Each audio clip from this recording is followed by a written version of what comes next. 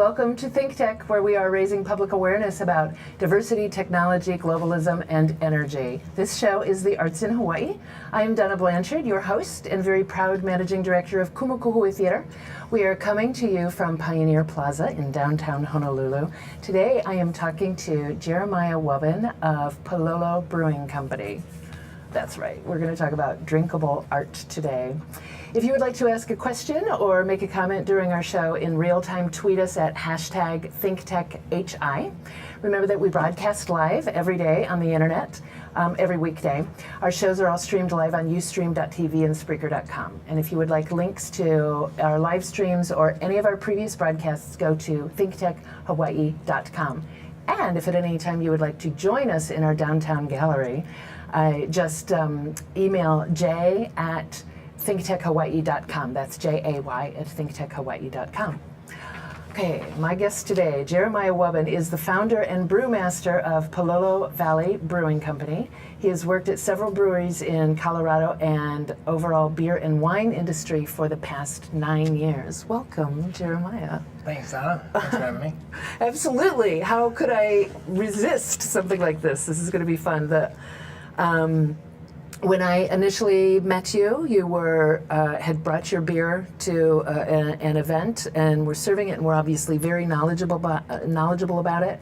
And I think at that point you explained to me that you had been studying physics. I knew it was some sort of science. Yeah, I went to the University of Colorado and studied physics as my BA in Colorado. That's kind of my beginning for brewing, was in college in that time. Yeah. So your beginning was the physics somehow played into the brewing, or it was the after class that it's actually kind of in a class. It wasn't a physics class, it was a chemistry class. There was a professor named Robert Spites, and he was the actual old CFO for Coors Brewing Company. And I was like a freshman at the time, and I was very fascinated about how that all worked, and that actually got me started down the road. He showed me a lot of the things and the processes of how basically the chemical processes of breaking down starches into sugars and then fermenting them with yeast. So. Were you a fan of beer at that point? Were you, yeah, I mean, not really. Like, it takes a while to develop your taste in a beer. Like, I think with most people, they start out with something lighter, like a Coors or Budweiser, and then develop into it. Right at that time, which was really great for me, is that Boulder in itself had become sort of a mecca for craft brewing. We had Avery Brewing Company, Dale's Pale Ale, which is Oscar Blues, Boulder Brew Company, New Belgians based right up the street, at Fort Collins, Odell's, all these really great breweries were springing up at the time. So, okay, so your interest was scientific as well, and that's what really fascinated me when we spoke originally, that the marriage of art and science, or that line where they meet, is found in beer. Well, yeah, right? Yeah, very much so, because beer itself, there's several different components to beer. Generally, though speaking, our craft beers are made up of 4 basic things: water, yeast, hops, and grain. And so you can do different things with all those different characteristics and blend them together to come up with all these different flavors and different styles, different colors of beer that taste completely different than something that looks exactly the same. It's very interesting. Like it's very much like you say, like taking paint and mixing it, blending it, all your very simple things, and coming up with this bigger masterpiece, as it were. So a craft beer versus, I have notes here. There's a craft beer versus an artisan beer. What's the difference? Artisan beers generally are really small. Usually artisan beers are going to be like a nano brewery size, which is even smaller. Usually they're very, very small batch beers, strictly produced for that. Like craft beers in general, there's a thing by the Craft Brewers Association that states, and I forget the exact numbers on it, but it states that to be a craft brewer and be part of this, you have to produce a beer that's made not with adjuncts. And What's that? Well, a lot of big breweries, for example, Budweiser and Coors, use corn or rice. as an adjunct for sugar. So they're lighter in body, but also lighter in flavor. So Okay.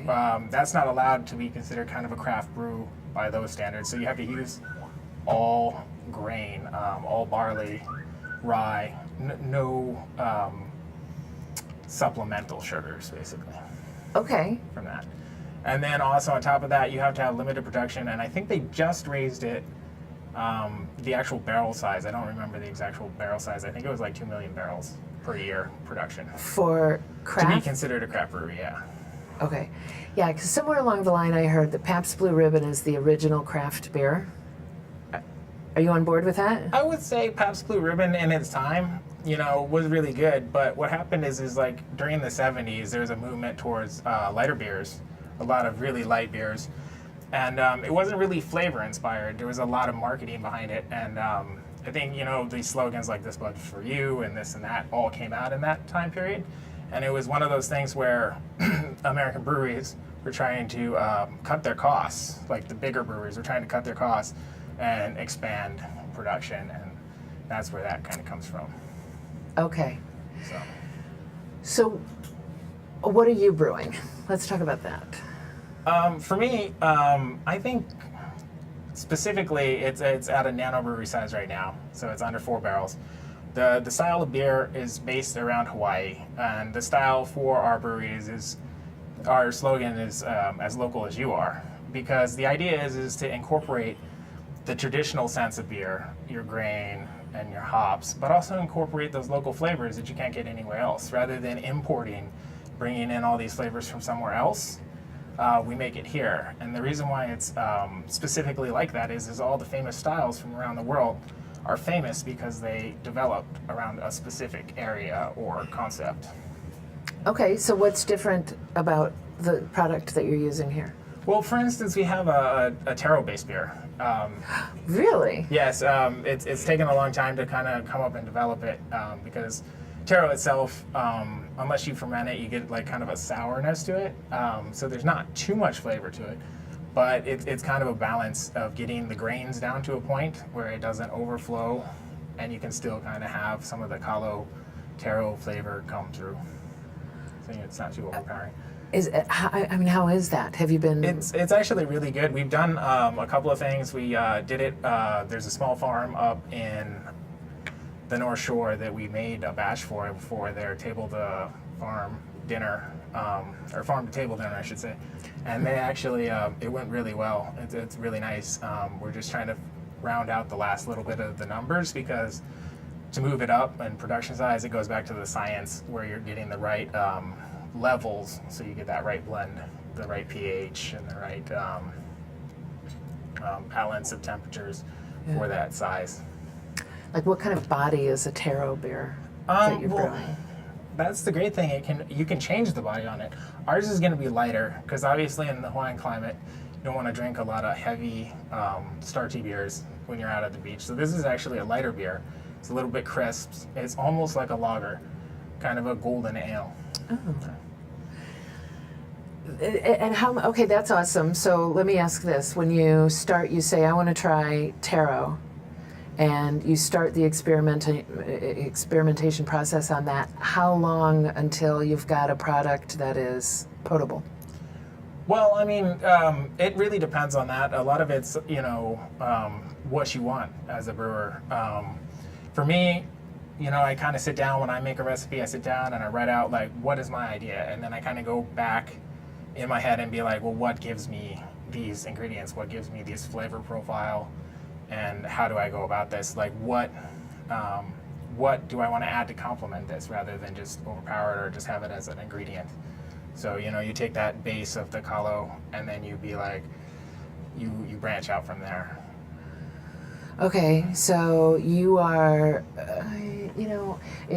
if you're a painter, then you have supplies and you have a vision where you want to go, and then you also have your own sense of balance and expression as an artist. Do you feel that all of that is coming into play for you as well? Yeah, I mean, definitely it has to, because like sometimes you get like these spurts of genius or whatever you want to call them, where it's like, You can call it genius. I'm trying to be modest, but you get these little spurts of these little ideas of like, hey, you know what would be really good? You try this beer and it's not quite where you want it to be or quite where it's at. And you get this idea, you know, it'd go really great with this if I added some coriander, because I've tried this other beer with some coriander and this, you know, this spice would help it out, or something like that. So yeah, it's taking that understanding of like all your colors and your color composition and being like, is this really the way I want this to look, or should I add more to it and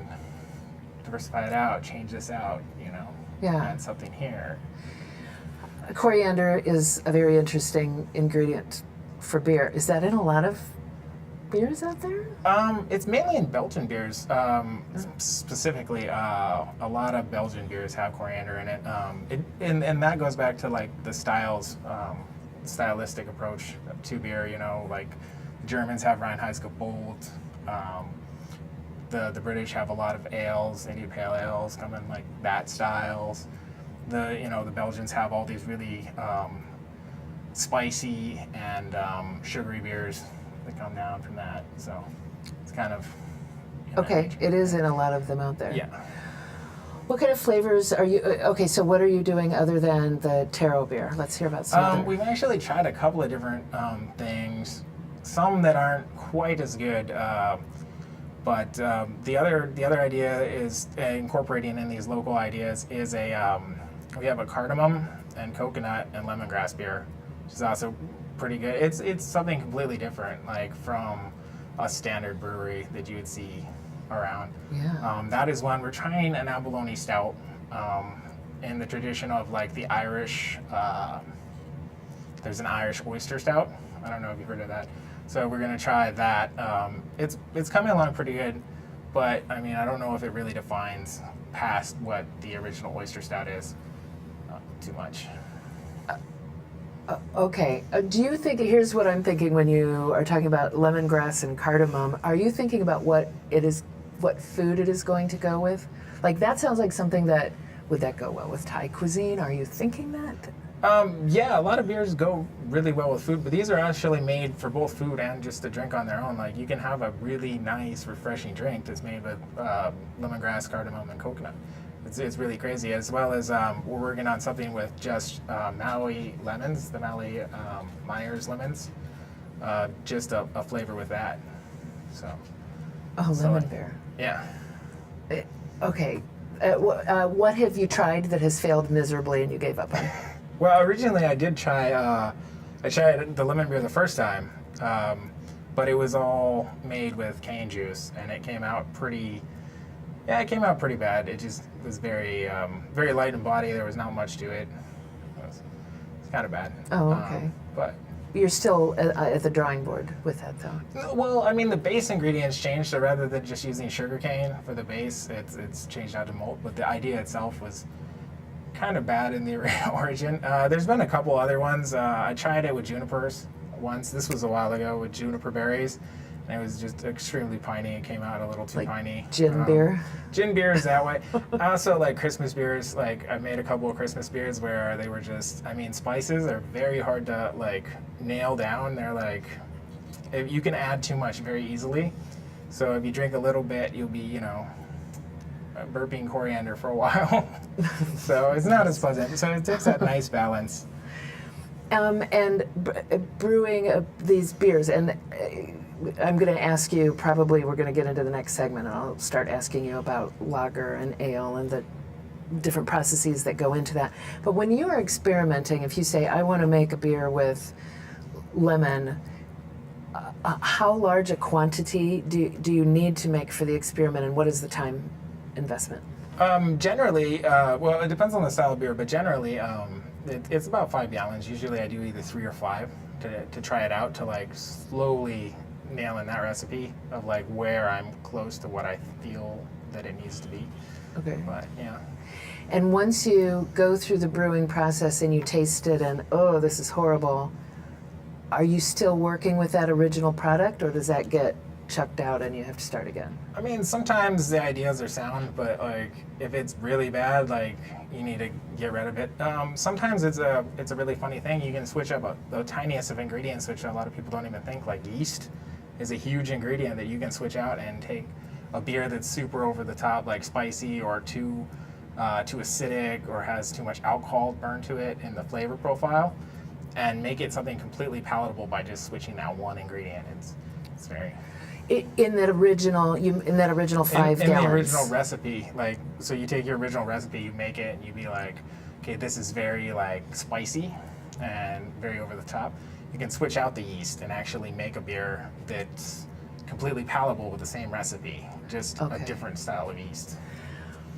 But the original product that you make, that has to go away and you go back to the recipe. Okay, and this is where, this is the difference between someone who enjoys cooking and someone who enjoys baking, right? When you enjoy baking, you put something together, all of the science is up front, all of the creation is up front, and then you bake it and you get what you get. And you can do very little about it once you get it, right? Yeah, so that's where you are. When you're someone who is, and that's someone who's working in film, that's where they are. You put all the work into it and then you get what you get. When you talk about painting or theater or something like this, it's a continuous process that if I'm sauteing something and I don't like the way it tastes, I can add, I can change. Well, you can kind of change it. It depends on like what's wrong as you go with it. Like there's some beers where you can add more stuff to it if you don't feel it's good. Like dry hopping is a good process for that. If you don't feel it's hoppy enough, it's something you can change along the way. There's some mistakes though that, like in films or in baking that are just too bad, and you have to get rid of it. So you can tweak a little bit. Yeah. Okay. There's definitely room for expansion. We have to go to a break. Sorry. We will be right back. This is the Arts in Hawaii on the Think Tech Hawaii Digital Series, and we'll be right back.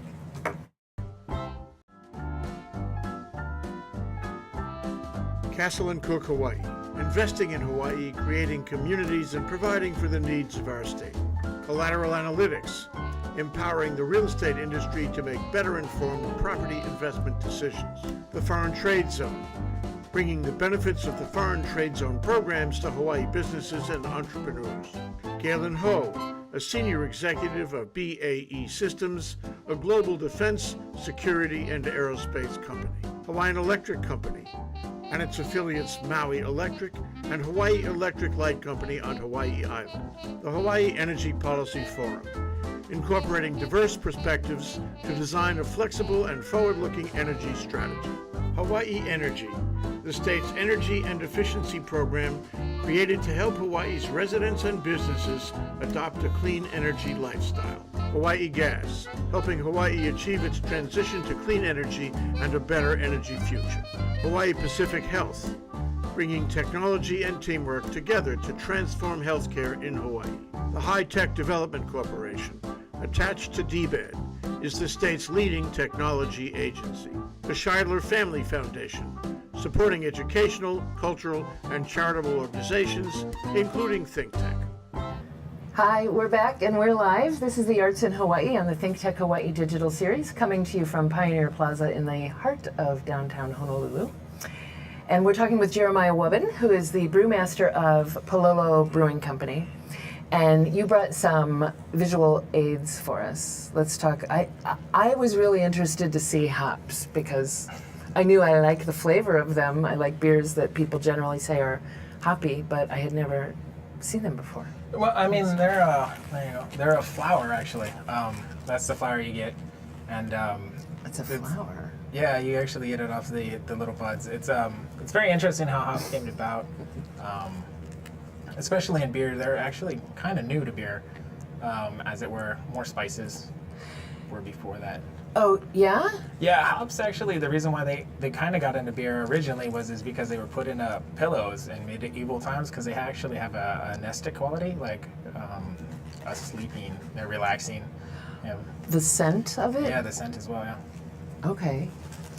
All right, I'm going to open that bag and smell it in a moment, but let's talk about some of these other things that you brought. Well, these are different types of malt. And the malt, basically you have a base malt, which is your basic barley, roasted barley. This is what it looks like. Oh, That's actually a chocolate malt. That's roasted a little bit darker, and as you can see by the color, it's way darker. Usually it's golden. It'll give you a darker flavor, more like chocolate. Some malts even roasted more, give a coffee, kind of even a burnt taste sometimes.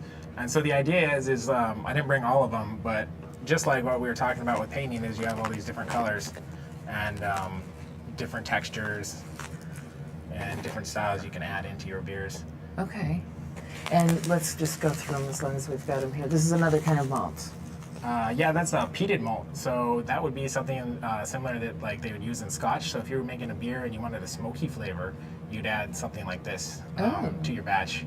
Depending on how smoky you wanted it to be, you'd add it in larger quantities. And you use these in each of the beers that in the beers that you have used each of these. Yep. Yeah. Okay. And this one looks exactly the same. That's a little bit different. That's a Belgian Special B. That one's really interesting. It gives like a nice nutty flavor to beers. Oh. So, if you use this flavor is going to be undeniable in the beer when you use a different malt. Well, these are the specialty malts. So usually you have a percentage of a malt, which is your base malt. Think of it as like the overall idea of beer, that it's just a basic beer at a certain level of sugar. And then you would add these into your mash tun, which is where you'd extract the sugars and the flavors.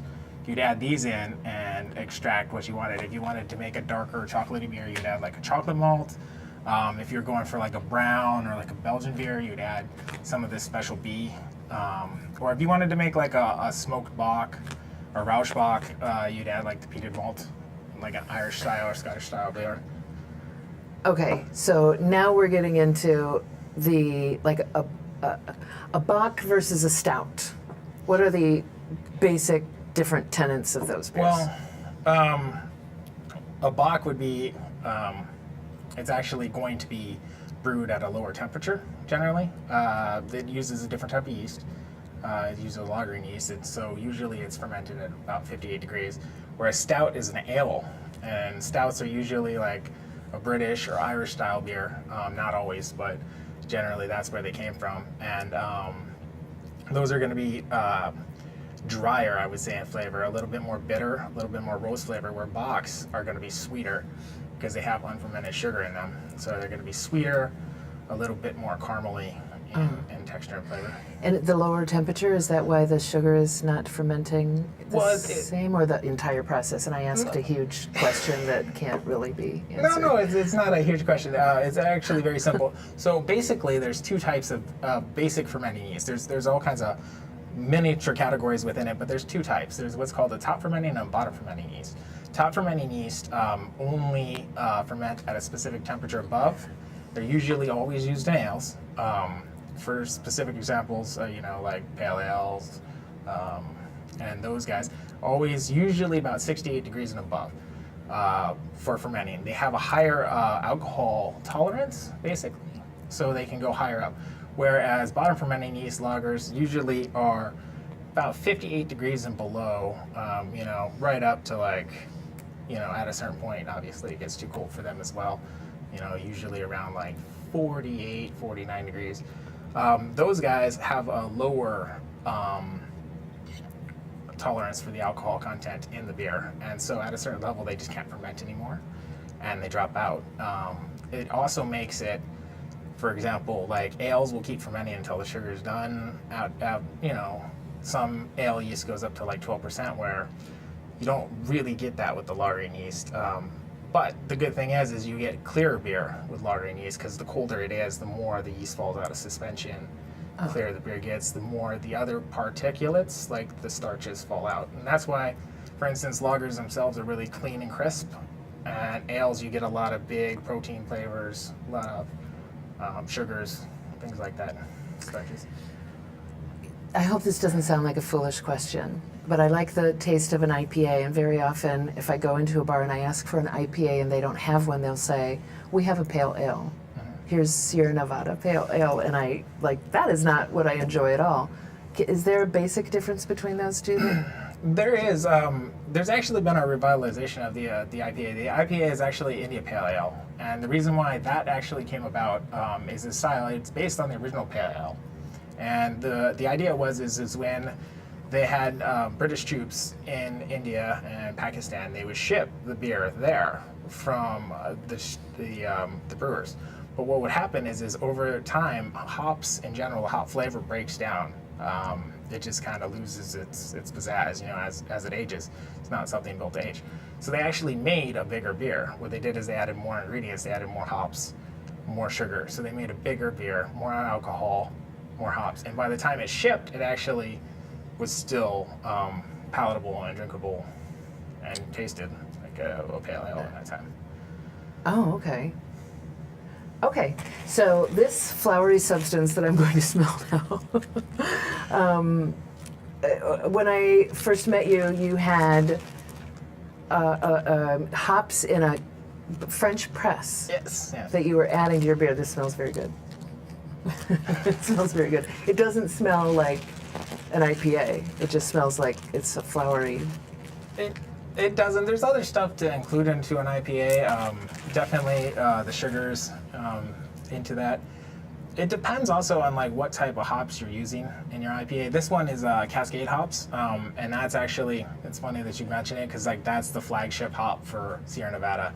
That's what they love to put in all their beers over the top. But the quantities are massive, and you don't quite get the floral aroma as much unless you use what's called a hop back, or you do the fresh infusion with like a Randall or a French press, because a lot of the what's called coimons and just basically a lot of the flavors wear off over time. They're sensitive to UV light and just air oxidization, so a lot of that flavor comes off after time. It's hard to bottle it unless you get really fresh beer. You really know what you're talking about. That's impressive. So you were interested in this in college. You gained some interest, and then how much of what you are doing is self-study? I mean, how much of has self-study brought about? I mean, I have been doing this like brewing basically for almost 10 years now. A lot of it is just self-study of like understanding like where certain flavors come through, where the wrong things come through, where not to put things, what flavors go good, what flavors go bad, and a lot of it's just like tasting beer, which is the best part. There you go. Now we cannot buy your beer in the store yet. Not yet. What we're trying to do right now is we've got our logo and we got our Facebook and we're putting together a website. What we need to do is finalize our production facility, and so we have all the equipment and everything we need to do that. We just have to get the license and the actual facility. So we're looking at leasing a place with a commercial kitchen and burners and whatnot to put our little 4-barrel system in and start going. So. Oh, okay. So, but you're on your way. You have put together the business plan, and this is all. Yeah. How many, do you have anybody working with you at this point? I have a few people like doing some specific things, making our logos and whatnot, but as for that, yeah, it's just gonna be me as a founder, so. And at this point, this is something that you're moving toward, but it has been kind of a hobby up until, or a side job, would you call it? Not a side job, more of a like it's been like a hobby. I've worked with it, I work around it all the time. I've always wanted to kind of do that, go into that area because it's something fun where you can just go and do it and enjoy it, and like you get to touch all these things. You get to touch the grains as you go. You get to look at everything. You get to taste and smell and put that together, and that you make that in the end of the day. Like you can look back and be like, this is this finished done product, and I made that, and everything in that beer, I know where it came from. I know what it's like, and it's like part of my thoughts going on there. Oh, that's awesome. That's awesome. That brings it right back to the artistic process. That, like, when you work on this, is this one of those things? or let me not lead you into that. Do you remember the first time you realized how much complexity goes into making a beer and it really like did something for you? I mean, yeah, I mean, there's a ton. It's not just the complexity, it's the overall, like, being able to do something, but able to replicate that. Like, a lot of people, you know, they can make something, and they can be like, that's really amazing, but to be able to make it again, and be like, I took those same things, and came up with it. But the interesting thing about beer is that the actual, so you're taking your sugars from the grains, right, from the grains. But there's not a specific amount. Like on this package, it doesn't say there's this many grams of sugar. It's not like an actual weight.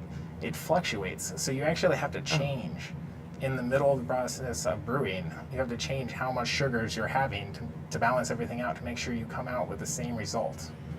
Otherwise, your sugars could be lower or higher, or even your temperatures if they're wrong, or very little things could change the actual colors. Just a little bit of variation, you could actually change how much stuff is in suspension. So you're massaging the process throughout. Yeah. Okay, I'm going to come right back to that. We have to go to a break, though. We'll be right back. This is the Arts in Hawaii on the Think Tech Hawaii Digital Series. We'll be right back. I'm Hong Jiang, host for Asia in Review on Tuesdays. And I'm David Day, host for Asian Review on Thursdays. Both of us broadcast our respective shows at 4 p.m. And my topics tend to deal with questions related to environment, culture, history, and sometimes human rights. And my shows tend to be on international business, foreign policy, geopolitics, and national security. And you can watch our shows live on the ThinkTech website at thinktechhawaii.com. And you can also watch us on YouTube or Olalo. So come join us on Thursdays at 4 p.m. I'm David Day. And on Tuesdays at 4 p.m., I'm Hong Jiang. Aloha. Aloha. Hi, we're back. This is the Arts in Hawaii on the Think Tech Hawaii Digital Series. I am Donna Blanchard, your host of the Arts in Hawaii and proud managing director of Kumukuhua Theater, which is right across the way here from Pioneer Plaza in the heart of downtown Honolulu. And today I am talking with Jeremyah Wubben, who is the brewmaster of Palolo Brewing Company. And I want to say that that's formerly Madness Brewing Company, just in case anyone had heard of that and is From that, yeah. wondering what's going on. It's not formally. It's a new company. Like Madness is, it's in its own thing. It's not going to be around. So. Okay. Yeah. Gotcha. Okay, so let's go back to where we were because the sugars aren't always the same in this kind of barley. So you are mixing according to a recipe that you have used in the past, and you're. Go ahead. Yes. Well, yeah. Basically, say you have to make 10 gallons of beer or 5 gallons of beer. We'll simplify it. You need about 10 pounds of grain as a base malt. But just because you take 10 pounds of grain doesn't mean you'll actually get the same amount of sugar out of it every time. You could take 10 pounds exactly every time, and it'll give you a different amount. So as you work on it, you have to adjust either your boil or your actual water in, or your water out. So it requires you to take several measurements with which is what's called a hydrometer, or there's actually a refractometer. But basically what that does is it tells you the actual amount of sugar that's in your wort, which is sugar with water that you get from your grain. And that allows you to tell what the specific gravity is. And that is based on water density. Just the basic water density is 0. And then as you add more stuff, it goes up. It gets heavier, more dense. Okay, your wort. Yes. Well, any liquor, anytime you're producing a liquor, after the water comes out of what's called the hot water tank, it turns into what they call wort. It's just a term. Okay. So you are, throughout the process, you're testing the chemical makeup of the product that is coming out. Yeah, you're testing what your sugar ratio is, like what your sugar content is, because generally what you do to get that sugar out, so to make the actual product, they have what's called malters, and the malters take the basic malt and they sprout it, and then they run it through a kiln to heat it and cook off the little sprout. That activates enzymes inside the already sprouted barley that activates those. So what happens is at a specific temperature, you can activate those enzymes again, and it'll break the starches down into sugars. There's a lot more. I won't go too far into it, but there's a lot more to it. They break it down. There's 2 basic types of enzymes that break it down, and those depend on the temperature. So depending on what temperature you put your grains in at, depends on which enzymes you activate and at what stages. So as you go, we use what's called a decoction mashing, and that's where you actually increase the temperature as you go. So you kind of try and get as much sugars as possible by using 2 different types of enzymes and activating it as you go up. So what you do is you take these guys, you grind them up, you mash them through a grain mill, and then you soak them in water. And over time, about an hour, for small batches, it'll break the starches into sugars, and then you rinse your grains and you have your wort. Okay. Yeah. So,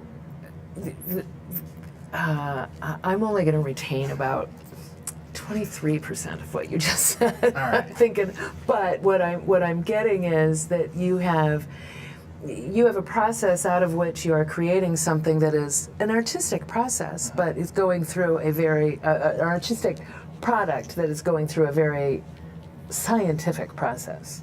I mean, very much so. Yeah, you have to be able to be. I would say like you could break it down to science and be like, hey, if you hit this like mark, pull this lever, right? Like Right. sort of thing. But it really doesn't. It's more about like understanding it. Like I would have to say like a lot of times, I can kind of look at something and tell you where it's at, even Okay. before I take a reading or something like that. And that's more just. But how much of this, let me stop you for just a minute. How much of this is you reach a certain point and this is where I want the sugars to be in the wort at this number, and how much of it is I'm going to go with that number, and how much of it is I'm going to go with a look or a feel or. I mean, it really comes from like me personally, lots of people brew beer, but me personally, it comes to what my original goal was for that beer. Like if you make that beer and this is my original goal and it seems like that's what I want, then that's where I'd pull that switch or lever and have it go. Okay, okay, gotcha. So now, how are people getting to your beer now? Right now, we're not really doing too much. Like I said, we're just starting out. Like March is the kickoff. March 1st is the kickoff when we plan to have all the website finished up. And we're mainly trying to advertise. We're doing a few tastings here and there with some people at their parties just to give people a try. And then once we get our leases and our permits, then we're going to be distributing probably as much places as we can. Yeah. You're going to be distributing on your own, or are you talking with someone about that? Yeah, for distribution in Hawaii, and so don't quote me because I'm not a lawyer or anything, but for distribution in Hawaii, there's a C14 license, which is a brewpub license, and that allows you to distribute to other places as well and serve on premises. So. And you have a day job that also is liquor related. Yes, yeah. Yeah. Let's talk about that. Go ahead. Well, I don't talk too much about working at the okay. the job, but yeah, I do work down at the Whole Foods in Kalamo. Okay. Yeah. Sorry to bring that up if Oh, you're not no, comfortable saying. Are you supposed to be at work right now? Apparently, yes. I don't know. It depends. What day is this? This is not live. Oh, good. Yeah. No, I'm not. Okay, that's never happened to me before. Okay. How many different beers do you have right now? And yeah, how many different beers do you have now that you are ready to put your name on and this is my product? Right now, the recipes are all sound. They're all pretty much ready to go. We have about 8 solid beers and 2 solid flavors. One of those is the taro beer.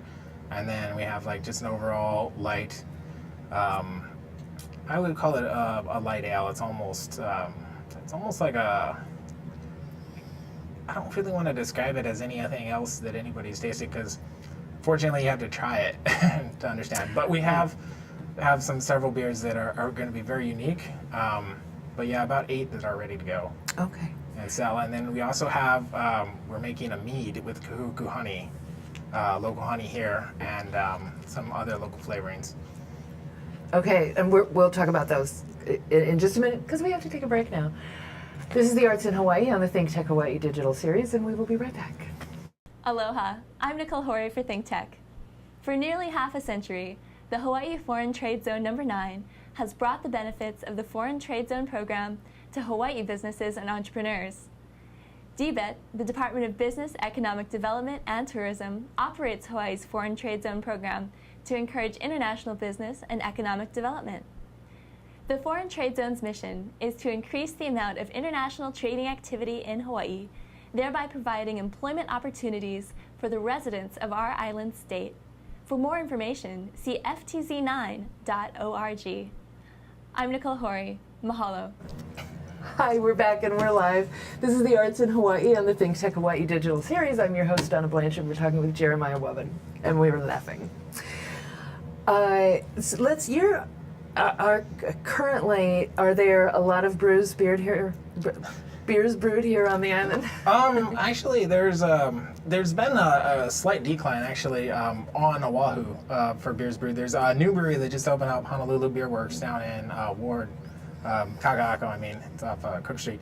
But there's not too many that are actually brewed here. We have Maui Brewing Company on Maui.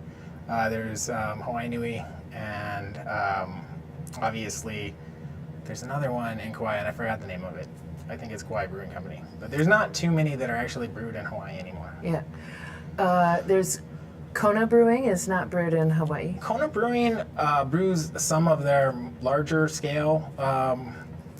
Their draft system's brewed still in Kona. Some of their smaller production is there, but they're actually owned by CBA, which is Craft Brewers Association, which is in line or has contracts with Anheuser-Busch, and a lot of their brewing is brewed through contracts with Anheuser-Busch. From what I understand, I'm not totally sure the whole nature of it. Okay. But yeah. And Primo is, I thought Primo was the original Hawaiian beer. Is it no longer brewed here? They don't brew it here anymore, no. Why? Why do you think that is? You know, the cost is kind of expensive, you know, when you ship things, especially grains. Grains are bulky. Like, even with me, when I buy grains, you know, the cost of shipping, if you're not buying in freight, and even if you are, sometimes the cost of shipping can be just as much as the cost of the product itself. For example, if you were in mainland California, you can get free shipping for a bag of grain. If you were just home brewing, you can get free shipping for a bag of grain that costs $35. To bring it out here, is actually going to cost you, you know, $60 Yeah. just for one bag. So you spend twice as much on just shipping. And speaking of that, are these products, are these Hawaiian grown? Actually, it's kind of odd because you can't grow, from the most part, you can't really grow grain on Hawaii. Grain is not very, at least the typical types of barley and rye and stuff aren't really suited to this climate. So yeah. So you really can't. I'm from Northwest Indiana, and Yeah. I know that I have not seen crops around here as I have visited. it's not something there, and that's why it's kind of the diversify, go into like adding taro or, you know, kahuku honey or all these different cool local flavors and do something a little different with it. So let's go back to I want to say varietals that you have. That's not the right word for it. Varieties of beers? Varieties. Styles, yeah. An IPA, one? Yeah, we have one IPA. It's we actually have two technically.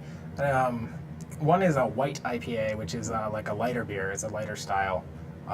It has a lot more hops, but it's around 5.8% alcohol by volume, and it's just more palatable. But as for somebody like yourself who likes, you know, a lot of flavor, but say you want to go hang out at the beach, so you want like a nice hoppy citrusy beer, but you don't want to, you know, drink like a really heavy beer. Yeah.